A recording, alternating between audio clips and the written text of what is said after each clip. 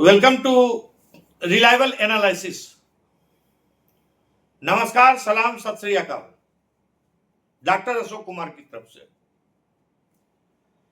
आज हम लोग प्राचीन भारत में शिक्षा के स्वरूप के अंतर्गत एक छोटे से टॉपिक के ऊपर गहन विश्लेषण करने का प्रयास करने जा रहे हैं और ये टॉपिक है प्राचीन भारतीय शिक्षा में गुरु दक्षिणा का महत्व। गुरु दक्षिणा गुरुओं के द्वारा ली जाती थी। गुरुकुल में गुरु दक्षिणा देना होता था शिष्यों को। तो गुरु दक्षिणा का क्या महत्व था, क्या स्वरूप था, इसके बारे में हम लोग जिक्र करने जा रहे हैं। इस प्रकार के एजुकेशनल वीडियोज जो matric, inter, graduation, PG, doctorate, current affairs, international relation इत्यादि से संबंधित इस चैनल में हमेशा प्रस्तुत किए जाते रहेंगे। इस प्रकार के एजुकेशनल वीडियोज के लिए कृपया कर आप इस चैनल को सब्सक्राइब करें। इसका वीडियो अगर आपको पसंद होता है तो इसको लाइक और शेयर करें। तो आज हम लोग विश्लेषण करने जा रहे हैं गुरु दक्षिणा का महत्व। प्राचीन भारतीय शिक्षा में गुरु दक्षिणा का महत्व। तो गुरु की कोई निश्चित आय नहीं थी, अर्थात प्राचीन भारतीय शिक्षा में गुरु शिष्यों को शिक्षा प्रदान करते थे, लेकिन इसके बदले उनको किसी प्रकार की तनख्वाह, सैलरी इत्यादि नहीं दी जाती थी। शिष्यों द्वारा भिक्षाटन में लाया गया अन्न तथा दान दक्षिणा में प्राप्त धन ही आचार्य की आय थी। अर्थात शिष्यों को भिक्षाटन करना पड़ता था। गांव जाकर के भिक्षा मांगनी पड़ती थी और भिक्षा में जो कुछ मिलता था आकर के गुरुकुल में जमा करना पड़ता था। और गुरुजी की पत्नी खाना बनाने का काम करती थी और गुरुजी शिक्षा प्रदान करने का काम करते थे। तो इस तरह से गुरु की आय मुख्य रूप से शिष्यों द्वारा भिक्षाटन में लाया गया अनाज था और दान दक्षिणा में जो धन प्राप्त होते थे आचार्य को, गुरु को, वही उनकी आय थी। ब्राह्मण शिक्षा प्रदान करने का कोई शुल्क नहीं लेता था। प्रायः सभी शास्त्रकारों ने शुल्क प्राप्त करके शिक्षा देने वाले आचार्य की प्रशंसा नहीं की। अर्थात वैसे ही आचार्य की प्रशंसा शास्त्रकारों ने की है जो निःशुल्क शिक्षा प्रदान करते थे। अर्थात गुरु के द्वारा निःशुल्क शिक्षा प्रदान किए जाने की प्रथा थी। अगर कोई आचार्य किसी प्रकार का शुल्क लेते थे तो समाज में वैसे आचार्य की निंदा होती थी। शिष्य गुरु दक्षिणा के रूप में जो कुछ आचार्य को देता था वही आचार्य की आय होती थी। अथर्ववेद के एक मंत्र से विदित होता है कि आचार्य को अपने ब्रह्मचारी से दक्षिणा मिली थी। अथर्ववेद में इसका उल्लेख है कि एक ब्रह्मचारी से दक्षिणा मिली थी। अर्थात आचार्य को ब्रह्मचारियों से, अपने शिष्यों से दक्षिणा मिलती थी।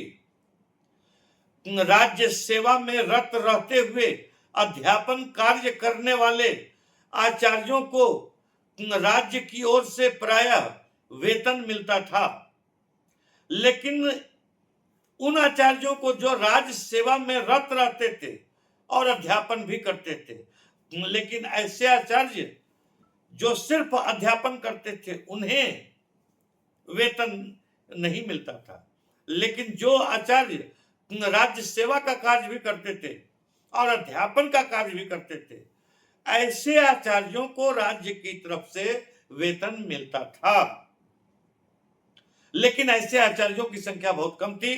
ज्यादातर आचार्य जो थे वो सिर्फ अध्यापन का कार्य करते थे, बच्चों को शिक्षा देने का कार्य करते थे, राज्य की सेवा का कार्य नहीं करते थे। अधिकांश आचार्य विद्या को बेचना अपना अपमान समझते थे। शुल्क लेकर के बच्चों को पढ़ाना वो गलत समझते थे, क्योंकि उनको लगता था कि ऐसा करने का मतलब हुआ विद्या को बेचना। वे समझते थे कि अध्यापन व्यापार नहीं है जिसे बेचकर धनार्जन किया जा सकता है, अर्थात वे अध्यापन कार्य के बदले किसी प्रकार का शुल्क लेने को अनुचित मानते थे। जीविका के लिए जो अध्यापक ज्ञान का मूल्य लेते थे, उनके ज्ञान को ज्ञान न मानकर विक्रय की वस्तु माना जाता था। समाज में प्रायः ऐसी परंपरा विकसित हो गई थी कि जब विद्यार्थी ज्ञान प्राप्त कर लेता था, तब अपने आचार्य को गुरु दक्षिणा देने का प्रयास करता था। तो गुरु दक्षिणा की परंपरा थी, और गुरु दक्षिणा का मतलब हुआ कि विद्या प्राप्त कर लेने के बाद विद्यार्थी अपने गुरु को गुरु दक्षिणा देते थे।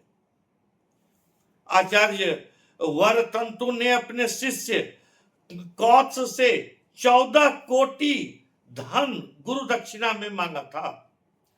अर्थात गुरु दक्षिणा में यह कोई निश्चित सीमा नहीं थी कि गुरु क्या मांग लेंगे, और गुरु दक्षिणा जब शिष्य की शिक्षा पूरी हो जाती थी तो गुरुकुल से जाते समय उनको गुरु दक्षिणा शिष्य को देना पड़ता था, आचार्य को देना पड़ता था। और उस समय यह निश्चित नहीं था कि आचार्य अपने शिष्य से किस प्रकार का गुरु दक्षिणा मांगेंगे। अक्सर आचार्य काफी अनाप शनाप या ऐसा गुरु दक्षिणा मांग लेते थे जो कि संभव नहीं होता था, जिसका कि एक ज्वलंत उदाहरण है आचार्य वरतंतु।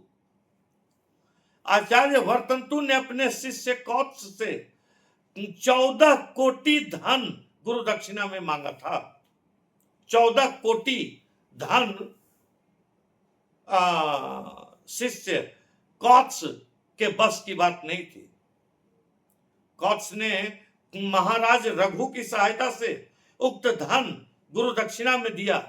इसके लिए उन्होंने एक राज्य के ऊपर चढ़ाई कर दी, और महाराज रघु की सहायता से चढ़ाई करके 14 कोटि धन प्राप्त किया, और वो अपने गुरु को गुरु दक्षिणा में दिया गया शिष्य कौत्स के द्वारा।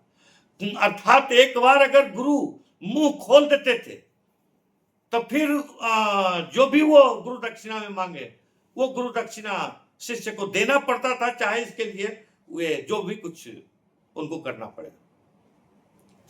इसके अतिरिक्त अपने गुरु से शिक्षा प्राप्त करने के उपरांत कृष्ण और बलराम ने उन्हें गुरु दक्षिणा अर्पित की थी। तो इस तरह से महाभारत से यह विदित होता है कि कृष्ण और बलराम ने भी शिक्षा प्राप्त करने के बाद अपने गुरु को गुरु दक्षिणा अर्पित की थी। अर्थात प्राचीन काल में गुरु की आय का कोई निश्चित साधन नहीं था, लेकिन गुरु दक्षिणा के माध्यम से अपने शिष्यों से वह जो कुछ प्राप्त करते थे वही उनकी आय थी, वही उनकी आमदनी थी।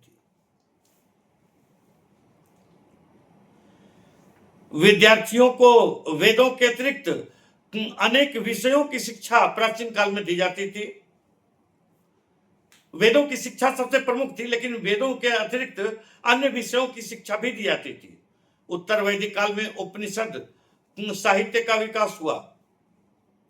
वेदांगों अर्थात शिक्षा, कल्प, निरुक्त, छंद, व्याकरण और ज्योतिष,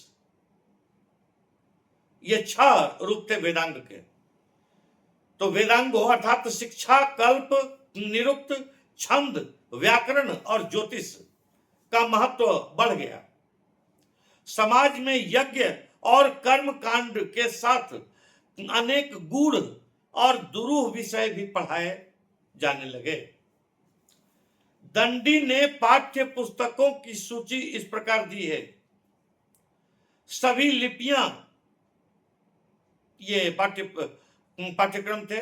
भाषाएं, वेद, वेदांग, उपवेद, काव्य, नाट्य कला, धर्मशास्त्र, व्याकरण, ज्योतिष, तर्कशास्त्र, मीमांसा, राजनीति, संगीत, छंद, रसशास्त्र, युद्ध विद्या, द्यूत, चौर्य विद्या आदि, ये सभी प्रमुख विषय थे। ये पाठ्यक्रम में इन सभी विषयों को शामिल किया जाता था। विद्यार्थियों को इन सभी विषयों की शिक्षा प्राप्त करनी होती थी। इस प्रकार से ये टॉपिक का विश्लेषण यही हम लोग समाप्त करते हैं। अगर वीडियो का विश्लेषण आपको पसंद होता है तो वीडियो को लाइक करें और शेयर करें, साथ ही साथ चैनल को सब्सक्राइब करें। Thank you.